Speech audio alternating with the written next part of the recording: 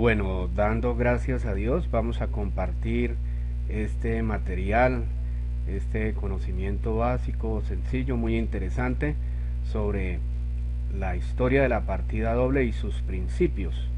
Iniciamos con sus precursores, los precursores que se tienen en cuenta de la partida doble. Entre ellos se tiene referencia de entre los más antiguos al monje franciscano Benedetto Cocciuli Roello. Bueno, no es muy bueno mi latín. Es el pionero de la partida doble, así lo manifiesta su obra Della Marcatura del Mercante Perfecto, que terminó el 25 de agosto de 1458. Aquí vemos unas imágenes de este monje franciscano Benedetto dentro de su obra. En el libro que hemos mencionado, establece la identidad de la partida doble, señala el uso de 3 libros: el libro mayor, el libro diario y un borrador. Estos 2 libros, el libro diario sigue totalmente vigente, y el libro mayor, el libro diario, es en el que se hacen los asientos de contabilidad a diario. Entonces aquí tenemos a este ilustre señor que fue de los que sentó las bases de la partida doble. Bueno, y siguiendo con los precursores, tenemos al escritor romano Pinili. Describió en su obra Naturalis Historiae Pinili la partida doble en breves palabras, la naturaleza y la historia. Como les digo, pues mi latín no es el mejor. Ellos son de los precursores. Luego tenemos el fundador del importante banco histórico en Italia, Giovanni Di Vici. Introdujo un sistema rudimentario de contabilidad por partida doble en sus operaciones bancarias, ¿sí? Entonces aquí tenemos al señor Giovanni Medici, y aquí estamos haciendo mención a Pinili, un escritor rumano, donde aquí tenemos su obra, su ilustre obra, Naturalis Historiae Pinili. Luego, siguiendo con los precursores, tenemos al señor Max Weber, sociólogo, economista y político alemán. En su libro La ética protestante y el espíritu del capitalismo, describió la importancia del registro contable por partida doble como uno de los 6 pilares del sistema capitalista. Aquí tenemos una imagen de su obra La ética protestante y el espíritu del capitalismo, donde describió la partida doble como uno de los 6 pilares del sistema capitalista. Luego tenemos, ya para terminar estos precursores, de entre los que hemos nombrado los más sobresalientes y que se tiene cuenta, a Luca Pacioli. Fue un monje franciscano que en su pueblo San Sepulcro, entre 1489 y 1493, escribió su obra Todo acerca de la aritmética, geometría, proporciones y proporcionalidades, la cual fue publicada en Venecia hacia finales del siglo XV, en el año 1494, en la época del Renacimiento. Si él la escribió entre el 89 y el 93 y fue publicada en el 94 en Venecia. Esta fue la época del Renacimiento. Este libro es fundamentalmente matemático. De sus 5 partes, 4 se refieren a aritmética, álgebra, matemática comercial y geometría, pero la tercera, que contiene el tratado de Computis et Subtris, de las cuentas y de las escrituras, trata sobre la teneduría de libros, uno de los pilares de la contabilidad. Aquí él ya fue organizando de una forma estructurada, teórica y organizada los principios de la partida doble. En él hace referencia al método veneciano de teneduría de libros, que posteriormente pasa a llamarse método de la partida doble. Pacioli explica los aspectos básicos del funcionamiento de la partida doble, método que ya estaba en uso en Venecia desde el siglo XIV. Como hemos visto, ya hubieron unos precursores. Pacioli no se considera el primer escritor contable ni inventor, pero a él se le atribuye la divulgación masiva de esta teoría por su estructura teórica para la aplicación académica. Era un monje franciscano muy preparado, muy intelectual, y ya tenía una estructura, y él pudo llevar toda esta teoría, organizarla teóricamente para llevarla y aplicarla en la academia y hacer posible la masificación de su enseñanza. De allí pasó pues a los claustros universitarios. La partida doble es el método más generalizado de la contabilidad moderna. Consiste en realizar una doble anotación, una en una cuenta donde entra el importe, es decir, el débito, y otra en la que sale, es decir, el haber o el crédito. Esto quiere decir que a todo asiento contable la suma de los débitos debe ser igual a la suma de los créditos. Este contenido ha sido traído de Wikipedia, allí lo encontramos en Wikipedia sobre la partida doble. El sistema de partida doble es el método o sistema de registro de las operaciones contables más usado en la contabilidad. La anotación que involucra las dos partidas, debe, haber o débito y crédito, se denomina asiento contable. Asiento contable está integrado básicamente por un registro de unos conceptos y sus respectivos valores al debe o débito y al haber o crédito. Este sistema se asemeja a una balanza en equilibrio, ya que dentro de un asiento contable la suma de los conceptos del debe y del haber siempre tienen que ser iguales. Por eso la imagen que uso, me gusta usar esta imagen, esta balanza, el débito a la izquierda y el crédito a la derecha. Así fue definido por este sistema, que los débitos se registraran a la izquierda y los créditos a la derecha, o el debe a la izquierda y el haber a la derecha, y deben estar perfectamente balanceados, es decir, iguales. El principio de la partida doble, este método para registrar operaciones contables se basa en una serie de principios fundamentales. El que recibe es el deudor y el que entrega es el acreedor.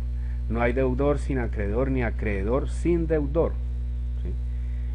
A todo deudor le corresponde un acreedor. No hay deudor sin acreedor, ni acreedor sin deudor.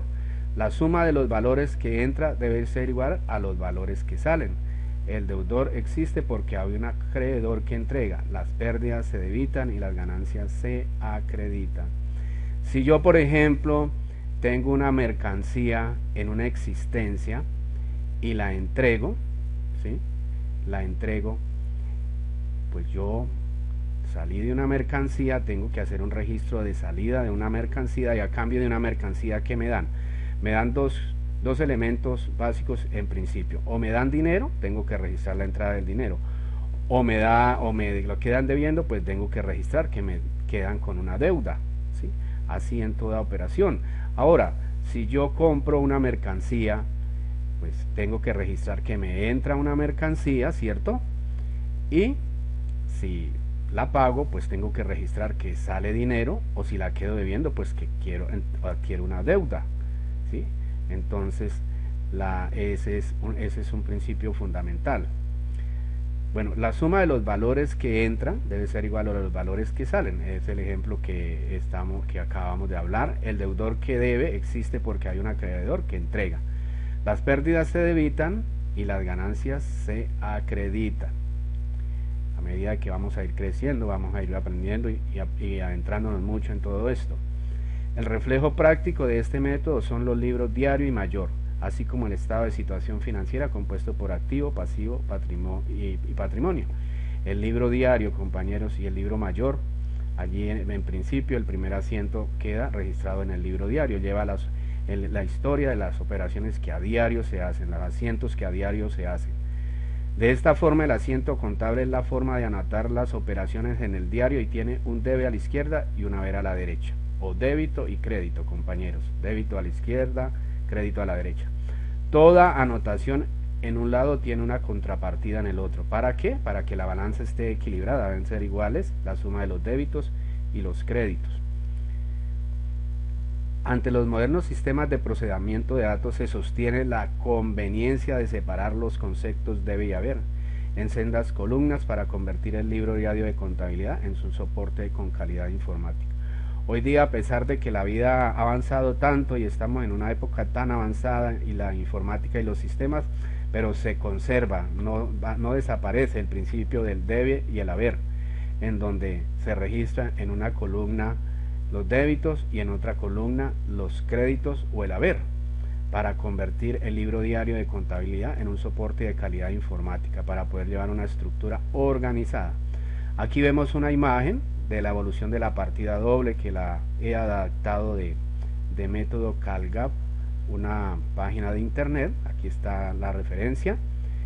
En ella nos dice aquí a la izquierda la evolución que ha tenido, la manera en cómo se han llamado en épocas el debe y el haber. Entonces nos dice que lo que ingresa, cuando ingresa se reciben cosas o personas, ¿sí? Cuando ingresa se reciben a las pérdidas, cosas o personas, y se le llamó en principio deudor, luego carga o débito, y hace un tiempo debe o débito. Y el haber, en un principio se le conocía como salen ganancias, cosas o personas, ¿sí? Y se le conoció como acreedor, luego abona o acredita, o haber o crédito. Entonces los conceptos que hoy día más se usan son débito o crédito. Entonces cualquiera de estos pueden ustedes llegar a escucharlo, de los que hemos mencionado, cómo ha evolucionado la forma de conocerlos o reconocer su nombre, pero el principio siempre, los débitos a la izquierda, los créditos a la derecha. Ahora vamos a compartir aquí unos ejemplos, no sin antes recordar que los modernos sistemas de procesamiento de datos se sostienen la conveniencia de separar los conceptos débito y crédito en sendas columnas para convertir el libro diario de contabilidad en un soporte de calidad informática. Nuevamente pues recordando, ¿cierto? Esto lo acabamos de ver en la diapositiva anterior, pero entonces aquí ya le cambiamos para irnos acostumbrando débito o crédito, o debe y haber. En este vamos a ver un ejemplo de registro simple. Un registro simple es que tiene solo dos registros, el del débito y el del crédito. Entonces aquí en el ejemplo vemos, el 8 de septiembre se vende mercancía a crédito por un valor de 18.700.000. Entonces aquí vemos un registro simple. Este sería en principio un registro simple. El registro, la cuenta, el código contable y el nombre de la cuenta a su crédito. Recordemos que los ingresos se registran al crédito de acuerdo a los principios que acabamos de ver, y lo que entra, mire, el ingreso, en este caso no entró plata sino que nos quedaron debiendo, se registra un código que hay especial para ellos, código contable que se llama deudores clientes, y la suma de los dos en ambos registros es el mismo valor, 18.700 de mercancía que vendió, 18.700 que le queda debiendo, y está la balanza equilibrada. Luego vemos en el siguiente ejemplo un ejemplo compuesto que es más de dos registros. En él nos proponen: el día 1 de septiembre se crea un negocio de venta de ropa. Este inicia con aportes de los socios de la siguiente manera.